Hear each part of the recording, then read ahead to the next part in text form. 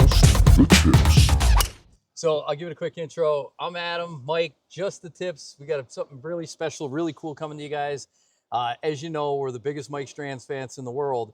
And part of the Maverick team collaborated with Joe Rice, is the head guy is Mike Jones. Mike Jones. Holy cow. We got Mike Jones here at Caledonia. Yeah.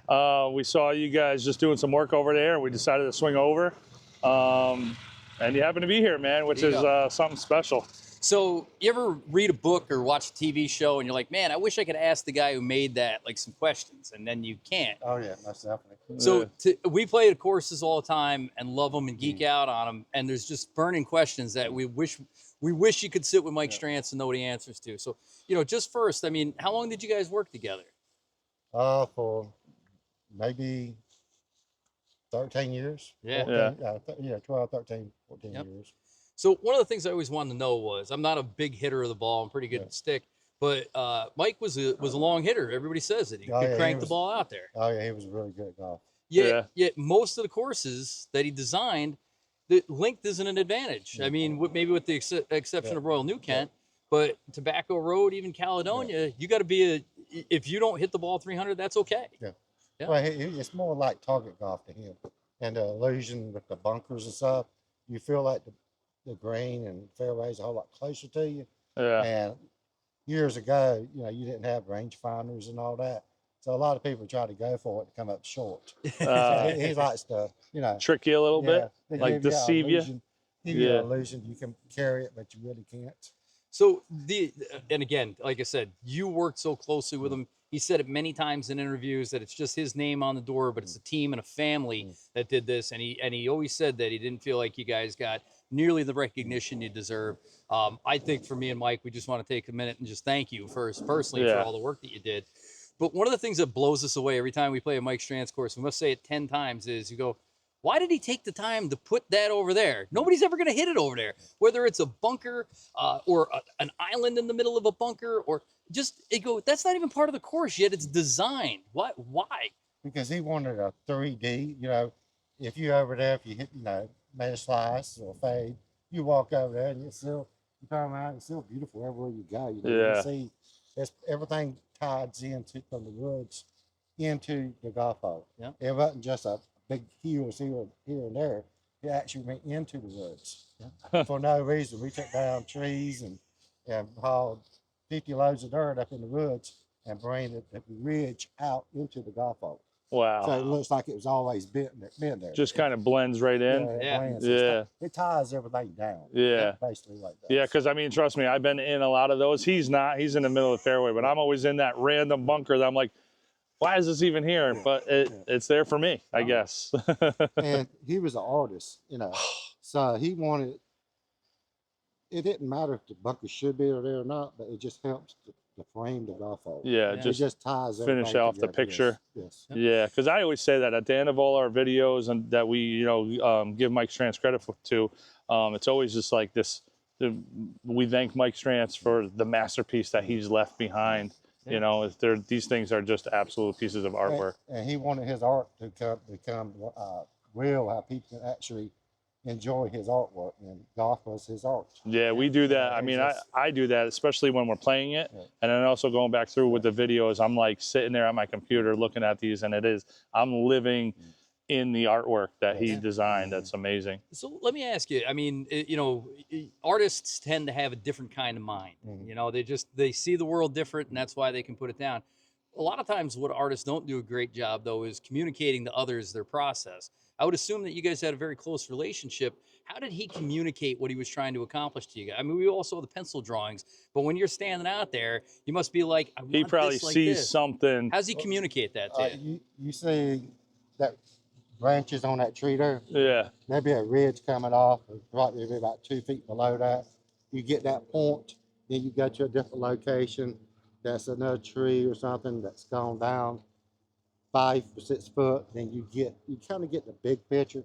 And once you get everything roughed in, then he will come back. If he sees you're not really getting it, he'll come back and kind of help you along with it a little bit. Yeah. But if he sees everything's kind of going good, he just leave you a bit, go to another tee box and draw another golf hole like you shape and move the dirt on that. Really? Yeah.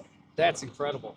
But everybody says, you know, we were talking to, you know, some owners and things, and they said they were just never real impressed with golf designers because they'd fly in on their private plane, they'd take a look around, they say, you guys are doing a great job, make sure you put my name over there. But that wasn't Mike Strantz. No. He was up to his knees in the dirt. We always said that it must have been amazing to sit around and have a couple of beers with this guy, like, and to hear about, you know, his vision. You know? Yeah, he was awesome. He wanted his golf courses the most perfect thing he can get. We completely finish everything. Trucks, there'd be 20 truckloads of sod coming in, and he would be raving at one of us shapers, "Hey, you need to take this down about 1/4 inch or 3/4 inch on this ridge." Really? Because I can see so much. If you just take that little bit more down, I can see into the grain or that creek behind it, or whatever. Yeah. Yeah. Wow. That's so incredible. cool. So And he was getting his hands dirty as well. Oh, he would be the dirtiest one of us. Yeah. really, That's so awesome. There's been a lot of magazines will come to me thinking I'm Mike Strantz because I'm cleaner because I'm running the Mike, and he'll pass by Mike Strantz and he would have mud on him. He'd be helping lay pipe. Or And they just whatever. think he's And a. they just think he was just there. yeah.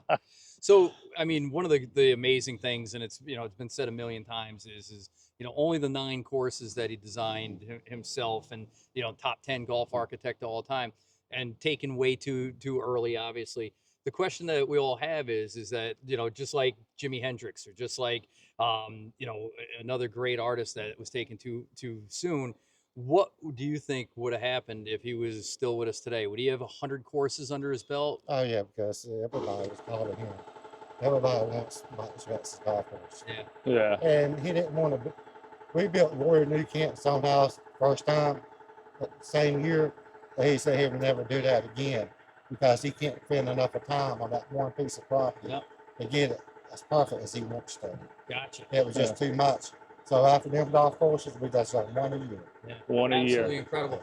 So, you know, golf took a hit in the 90s and the early 2000s. There was obviously an unbelievable resurgence of golf, and it seems like Mike Strantz's legacy is stronger now than it's ever been. Oh yeah, he's got a lot of followers that loves his golf courses. Yep. Yeah. You got It's just like groupies or something. You know? That's 2 of Yeah. us. That's Yeah. us too. So, Yeah. so tell us about the Maverick Team, though. I mean, obviously that was the nickname, but now you guys have formed this company along with Joe Rice to not only maintain the courses, but you guys do other things too. Yeah, we do like at home landscaping work and work in commercial buildings and just doing stuff like that in between jobs. But we get so busy now, we just basically just work on golf courses. Yeah. So unfair question, and we know. Favorite golf hole? Oh, that's a tough one there. I know it is. We've been talking about it for 6 days Yeah. now. Yeah, that's a very tough one. Well, let me ask you a Favorite question. course? How about favorite Yeah, course? you can't do that to him because then you exclude somebody else, guys. Let me ask this. Maybe a little bit different one. You know, there's holes that are interesting to play, and like I love 18 at Caledonia. I know there's more extreme ones, but I think everything that it comes together. Mike loves these par 5s that, you know, with the crescent moon. But there must have been one that was the most interesting to build. Like that's not something we can debate. That's only something that you would know. Probably some of the par 3s at Tobacco Road because they just awesome. And number 13 at True Blue, the green site, it just lays in there like a piece of bologna frying in a frying pan. It does. You know, if you it think sure about does. Yeah, It's Yeah. that is true. Any of the golf courses have got a lot of movement on the greens and Yep. stuff. And back then, we could do that because they didn't mow it so short and run the ball so tight. Yeah. And Right. over the years, they got the greens tighter and tighter. Then Mike's, it's a little bit get harder to play. Yeah. Some of the older. golf Yeah, it's like, courses man, do. this ain't even fair, right? Yeah. And you know, back then it was a little more It was like, know, yeah, could get slow. away with it. Yeah. Yeah.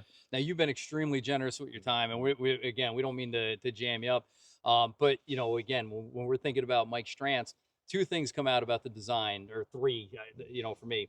Number 1 is extremely forgiving tee shots, you know, and you know, for somebody like Mike, who, you know, he's getting a lot better, but he sprays the ball, he still finds himself in the fairway. You got par 5s that, you know, with the exception of a couple of True Blue and here, that aren't monster long, but to me, it's the par 3s. It's that every other course designer needs to make a 200-yard par 3 Yeah. to make it hard. Yeah. Where some of his that are 120, 130, 97 90, yards. 97. Yeah.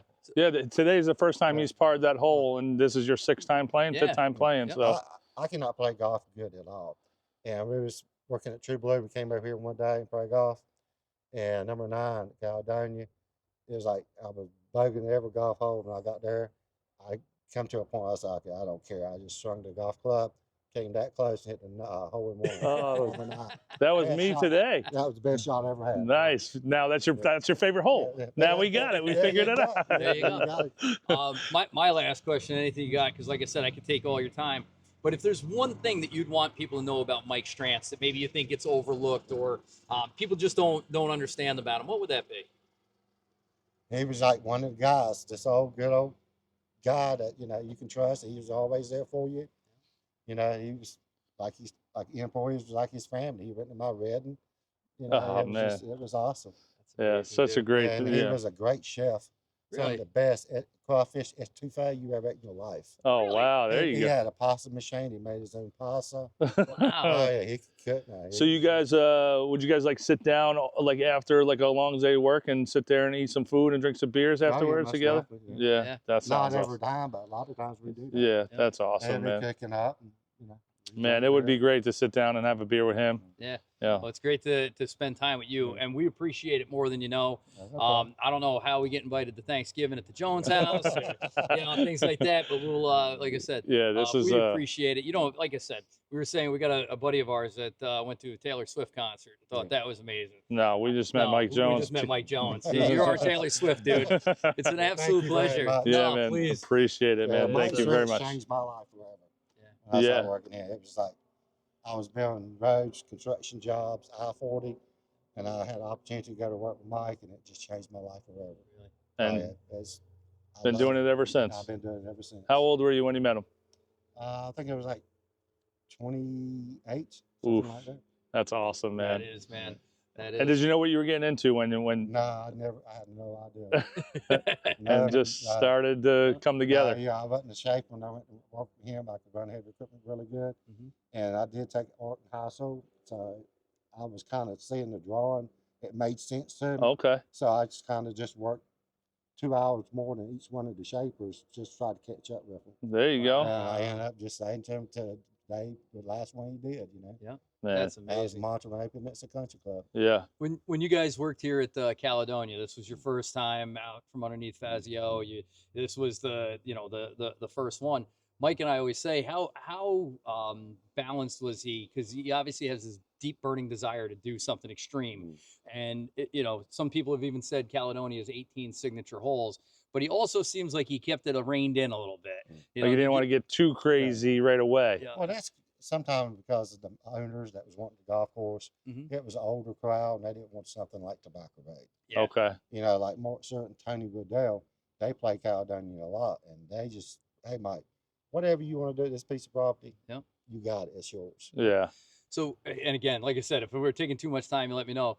But Tobacco Road, we see Todd Hill Farms, we see the pictures of that red rock, Mm. and it just looked like there wasn't a piece of dirt or sod in that whole place. How hard was that excavation out there, moving all that stone? Oh, we had to get someone to dynamite it in a lot of Really? different locations. Like up underneath number 12 green, Yeah. that toner. Yeah. Oh yeah, I got a guy come up there and he asked me. He said, what size rock would you like? You want it left, right, or just piled up? I said, just piled up, and man size, so you can pick it up, or with a small excavator, you can place it around. Yeah. And he drilled for like 7-8 days, and it was that time he pulled that button, and everything's a. Did you guys all get around to watch that? Yeah, we stayed on the coast of the lake. And watched it. Wow. You had to say a certain feet away from it. No Yeah. kidding. That's Yeah. awesome. So there's some monolithic size rocks out there. I mean, the Number ones that got to 3. be 20 tons. It's like on number 3. Number three, number 2. And Yeah, number we put the 2. T-box on top of it. Yeah, that's 3. With- Number 2, I was behind the rock Yeah. on the right edge of the fairway. I was not in the fairway.